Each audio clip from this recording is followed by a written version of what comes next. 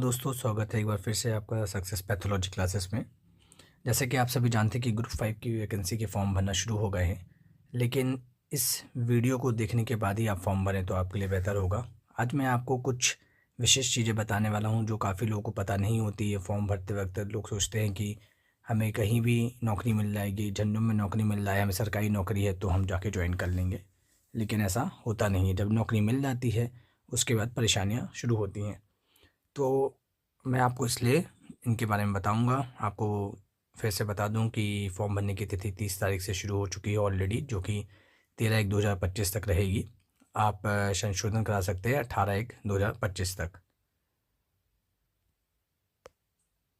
इसमें आप देखेंगे तो दो चीज़ मैं आपको जो बताने वाला हूँ वो है संचालय स्वास्थ्य सेवाएं। देखिए लिखा है संचालय स्वास्थ्य सेवाएं मध्य प्रदेश, और एक होता है हमारा संचालय शिक्षा विभाग, इसमें भी लिखा है मध्य प्रदेश भोपाल।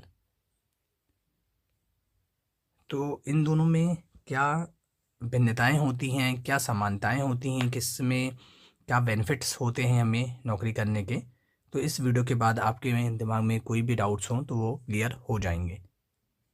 तो मैंने कुछ पॉइंट्स बनाए हुए हैं, उस पॉइंट्स के अकॉर्डिंग हम इस पर चर्चा कर लेंगे अब। तो यहाँ पे मैंने देखिए लिखा है संचालय स्वास्थ्य सेवाएं और संचालय चिकित्सा शिक्षा विभाग। तो जो चिकित्सा शिक्षा विभाग है, शिक्षा विभाग से आप समझ पा रहे हैं मेडिकल कॉलेजेस जहाँ पे पढ़ाई कराई जाती है, तो वो संचालय चिकित्सा शिक्षा विभाग में हमारे आते हैं। उनको हम डीएमए भी बोलते हैं, जिसमें मैंने मेडिकल कॉलेज देखिए लिखा हुआ है। और संचालय स्वास्थ्य सेवाएं भोपाल लिखा रहता है, तो बहुत सारे लोगों को यह लगता है कि इसमें आपको भोपाल में पोस्टिंग मिलने वाली है, जबकि ऐसा नहीं होता है। इसमें आपको क्या बेनिफिट्स एंड लॉस है हम उसके बारे में अब चर्चा करेंगे। तो पहला पॉइंट है हमारा पोस्टिंग। पोस्टिंग जो होती है वो संचालय स्वास्थ्य सेवाएं जो हैं भोपाल, जिसमें लोगों को डाउट है मैं बता दूं, तो उसमें आपको डिस्ट्रिक्ट अस्पताल, जिला अस्पताल में सिविल अस्पताल जो होते हैं, सीएससी सामुदायिक स्वास्थ्य केंद्र, पीएससी जो हमारे प्राथमिक स्वास्थ्य केंद्र होते हैं, यूपीएससी जो कि अर्बन पीएससी हमारी कहलाती हैं। इसके अलावा संजीवनी क्लिनिक में आपको जॉब इसमें मिलती हैं। डिस्ट्रिक्ट अस्पताल के आपको किसी विभाग में कार्यरत किया जा सकता है, जैसे कि malaria department, TB department, leprosy, central lab, blood bank, कहीं भी आपको इसमें पोस्टिंग दी जा सकती हैं। इसके अलावा आप देखेंगे डीएमई में लिखा हुआ है हमारा मेडिकल कॉलेजेस जो कहला रहे हैं, मतलब संचालय चिकित्सा शिक्षा विभाग जो है हमारा, उस भाग वाले में मैंने मेडिकल कॉलेज डाला है। कमला नेहरू भोपाल का मेडिकल कॉलेज डाला है। इंदौर का जो आपका राज्य बीमा आयोग वाला जो आपका हॉस्पिटल है इंदौर का, उसमें आपको सर्विसेज मिलती हैं। अच्छा, इसके बेनिफिट और लॉस के बारे में हम बात करेंगे। तो हम बात करें पहला पॉइंट जो हमारा पोस्टिंग का देख रहे हैं, ऐसा देखा गया है कि पहले के समय पे आपको चॉइस फिलिंग आपके ज़िले की भी मिल जाती थी, लेकिन अब क्या होने लगा है कि आपकी रैंक अच्छी आने के बावजूद भी हो, आपको भोपाल से पहले से ही ये एक जो आपका डिवीज़न है वह डिवीज़न अलॉट करेंगे। जैसे जबलपुर डिवीज़न में हमारे 10 ज़िले आते हैं, तो आपको जबलपुर डिवीज़न अलॉट होगा। डिवीज़न रैंक पे फिर आपका एक डॉक्यूमेंट वेरिफिकेशन होता है। डॉक्यूमेंट वेरिफिकेशन होने के बाद आपको ज़िला अलॉट किया जा रहा है। तो अब दिक्कत ये आ रही है कि आपके अच्छे नंबर होने के बावजूद भी कभी कभी आपके साथ ऐसा हो सकता है, जैसा कि लास्ट टाइम के बच्चों के साथ हुआ है, कि आपको आपका पर्टिकुलर ज़िला जो होम टाउन है या आप जो चाह रहे हैं ज़िला, वह ज़िला आपको लेने के लिए ना मिले। वहीं हम अगर बात करेंगे मेडिकल कॉलेज वाले, अगर आपने प्रेफरेंस में रखा है पहले, तो प्रेफरेंस में मेडिकल कॉलेज आपने पहले से रखा है और आपकी अगर अच्छे नंबर आते हैं, तो आप जिस भी प्रेफरेंस के तौर पे उसको रखेंगे, पहले नंबर पे आपका प्रेफरेंस जैसे एनएसयू मेडिकल कॉलेज हो अगर, तो आपको वहाँ पे सीधे सीधे आपको पोस्टिंग मिल जाती है। तो ये हमारा पोस्टिंग के कौन कौन से लॉस और बेनिफिट्स हैं हमने वो देख लिए। दूसरा पॉइंट आप देखेंगे तो लिखा है ट्रांसफ़र। तो ट्रांसफ़र में अगर आप देखेंगे तो जो हमारे मेडिकल कॉलेजेस होते हैं, मेडिकल कॉलेज से कंपैरेटिवली ज़्यादा इजी हमारे लिए ट्रांसफ़र होते हैं संचालय विभाग में, क्योंकि हमारे पास यहाँ पे मल्टीपल ऑप्शंस होते हैं। हमने मान लीजिए कि जबलपुर में पोस्टिंग ली है, मान लीजिए मैंने, अब मुझे जाना है किसी ऐसे ज़िले में जहाँ पे मेडिकल कॉलेज उपलब्ध नहीं है, तो भी मुझे आसानी से ट्रांसफ़र मिल जाएगा। वहीं हम अगर बात करेंगे ट्रांसफ़र की, अगर हमारी मेडिकल कॉलेज में ज्वाइनिंग हुई है, तो फिर हमें दिक्कत यह होती है कि हमें सिर्फ़ और सिर्फ म्यूचुअल ट्रांसफ़र ही मिल पाता है अभी तक की पॉलिसी के अनुसार। ऐसी पॉलिसी निकालने पे गवर्नमेंट का विचार चल रहा है कि संचालनालय और शिक्षा विभाग को कंबाइन कर दिया जाएगा।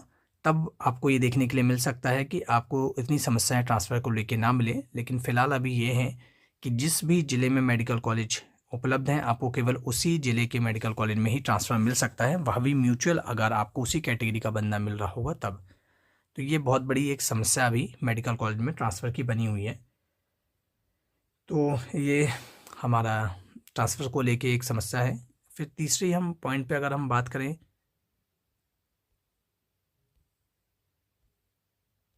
तीसरा पॉइंट है हमारा ड्यूटी टाइम। ड्यूटी टाइमिंग की अगर हम बात करें तो ऐसा मेनली देखा जाता है कि सीएससी पे, सामुदायिक स्वास्थ्य केंद्र पे, प्राथमिक स्वास्थ्य केंद्र, पीएससी पे, सिविल अस्पताल पे मेनली तौर पे आपको मॉर्निंग ड्यूटी ही करनी पड़ती है और आपको और दूसरी शिफ्ट की ड्यूटी करने की समस्याएं झेलने के लिए नहीं मिलेंगी। वहीं डिस्ट्रिक्ट अस्पताल में अगर आप देखेंगे तो आप जिस ज़िलों में ज़्यादातर मेडिकल कॉलेज उपलब्ध हैं वहाँ पे थोड़ी बहुत समस्याएं कम देखने के लिए मिलेंगी। अदरवाइज़ फिर भी आपको डिस्ट्रिक्ट अस्पताल में है मेनली तौर पे आपको मॉर्निंग, इवनिंग, नाइट करनी पड़ सकती है। तो यहाँ शिफ्ट वाइज ड्यूटी आपको देखने के लिए मिलती है। वहीं अगर हम मेडिकल कॉलेज की बात करेंगे तो मेडिकल कॉलेज में आपको बहुत ज़्यादा पॉसिबिलिटीज़ हैं कि आपको शिफ्ट वाइज ड्यूटी देखने के लिए मिले।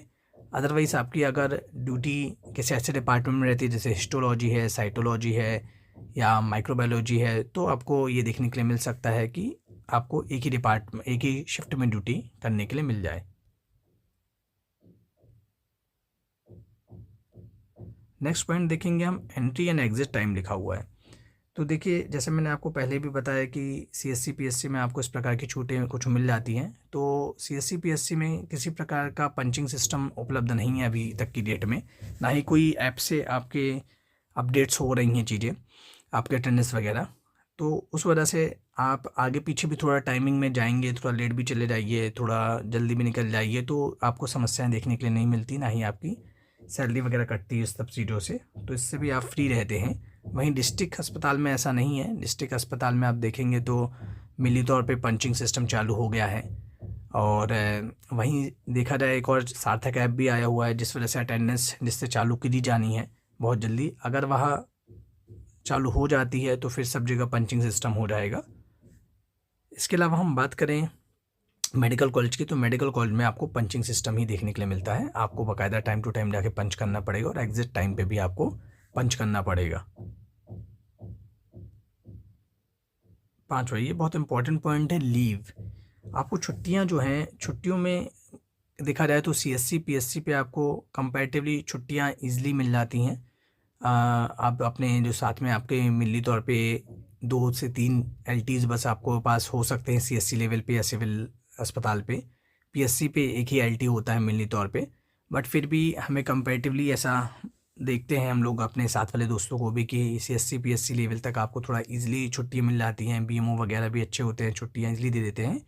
वहीं डिस्ट्रिक्ट अस्पताल में बात करी जाए तो आपको उतना भी इसमें भी समस्या देखने के लिए नहीं मिलेगी। लोग एक दूसरे को एडजस्ट करके अपने हेड को एप्लीकेशन दे के छुट्टियाँ ले लेते हैं।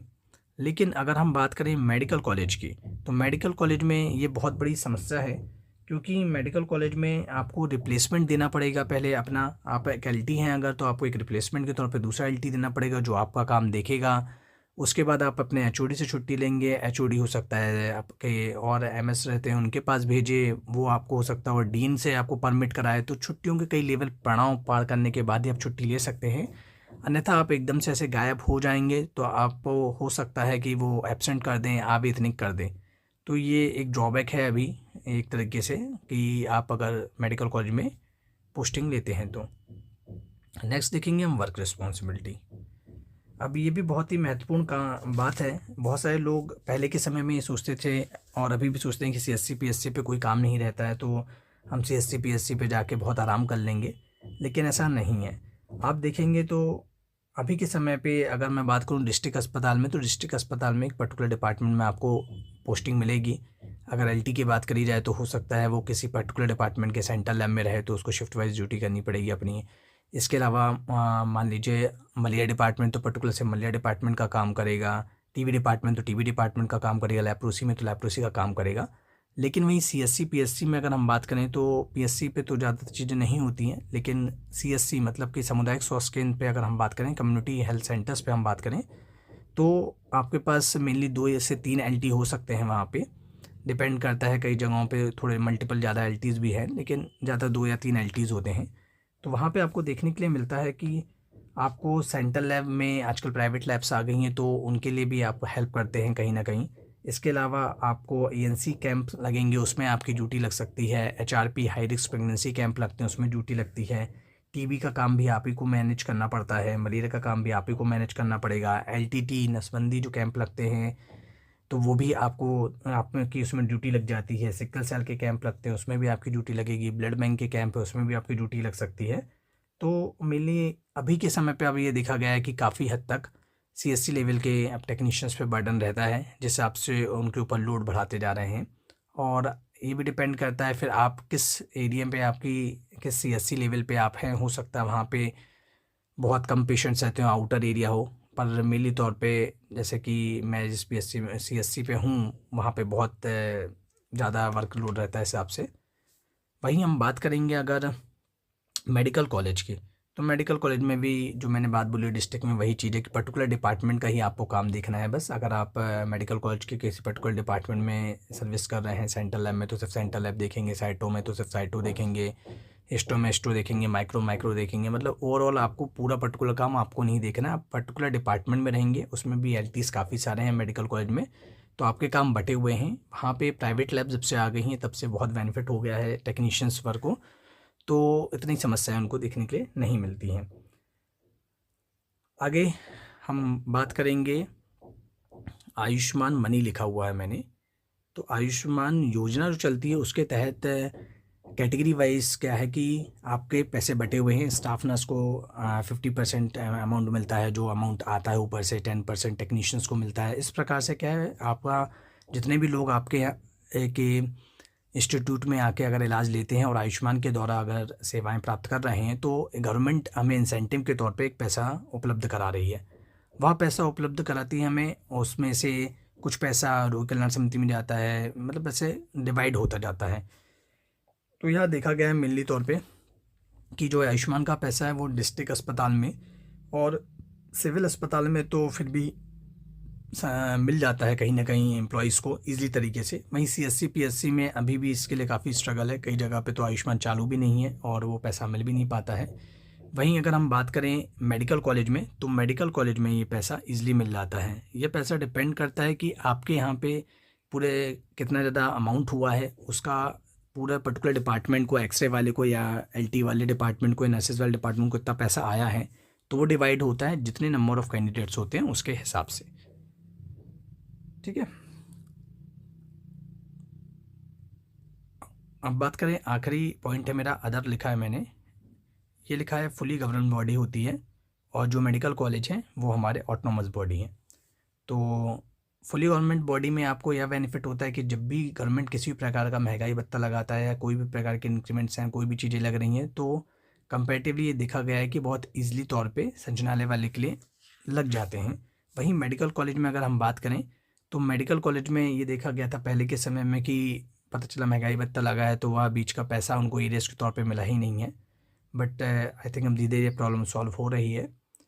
तो आपको मैंने काफ़ी सारे पॉइंट्स बता दिए हैं जिसके तहत आप अपनी अब चॉइस फिलिंग में आपको बहुत बेनिफिट रहेगा कि आपको क्या चीज़ बेनिफिट हैं, आप किस प्रकार से सर्विस करना चाहते हैं या किस जगह पे सर्विस करना चाहते हैं। तो आप अपनी सुविधा के अनुसार आप अपनी पोस्टिंग के लिए चॉइस फिलिंग करिए, क्योंकि हो सकता है आपके नंबर अच्छे आ जाएँ लेकिन आपने गलत जगह की चॉइस फिलिंग कर रखी होगी, तो आपको बाद में पछतावा होगा। इसके साथ ही दोस्तों मैं आपके एक और वीडियो बनाने वाला हूँ, आपको डाल दूँगा, रात तक एक वीडियो डालूँगा जिसमें आपको चॉइस फिलिंग के बारे में भी मैं जानकारी दूँगा। तो मिलते हैं नेक्स्ट वीडियो के साथ।